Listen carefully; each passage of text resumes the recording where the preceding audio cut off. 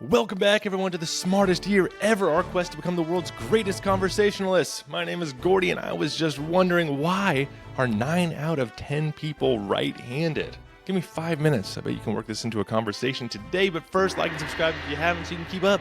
I do this every single day. Right-handers dominate the planet. Around 85 to 90% of people reach for a pen, they throw a ball, brush those teeth with their right hand. And true ambidexterity is pretty rare. It turns out barely 1% of the population is ambidextrous. And the rest are just those sinister left-handers. They form a small yet often vocal minority. Oddly enough, and I was crunching the numbers just before recording this, my mom's a lefty, my wife's a lefty, and my sister-in-law is a lefty. All the men in my immediate family, my dad, my brother, and I, all married left-handed women.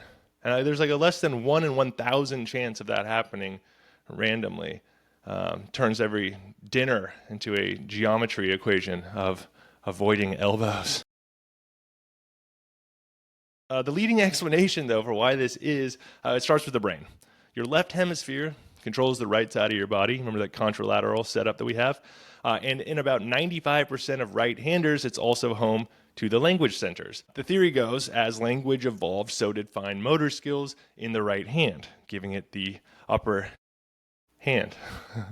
And this is interesting. Evidence for a long history of right preference is actually etched into teeth. That's how we can see that it's been around for so long. Neanderthal teeth, to be specific. Microscopic scratch marks, likely from holding meat in one hand and cutting with the other, reveal a strong bias towards right-handedness dating back hundreds of thousands of years, which means this isn't some modern quirk brought on by having to use pens or swinging golf clubs or something like that. It's very much a part of our evolutionary past. And we aren't the only species with a bias either. I thought this was interesting. Studies show that chimpanzees, gorillas, and capuchin monkeys show a majority prefer the right hand for complex tasks, like using tools, and suggesting that tilt towards the right side really does run deep in our evolutionary family tree. Even animals that aren't closely related or not as closely related to us show handedness, like amphibians, reptiles, birds. I saw that whales have some preference of sides that they use. Super interesting. So why would evolution do this, or why would evolution care to anthropomorphize it a little bit? Well, one idea is cooperation. Early humans often worked in groups, and they, building shelters, preparing food, making tools. So having a consistent dominant hand within a group might have made like tool sharing and coordinated work more efficient. You can use the same tools. You can pass it on. You can learn in the same way, mirroring someone. Well, not mirroring, but doing the same thing as them without having to design left-handed scissors. Another theory is competition, the fighting hypothesis. It suggests that a right-handed stance keeps the body's left side and the heart, because the heart leans to the left a bit. It's not like completely on the left side, but the mass of it, more of the mass is tilted towards the left a bit.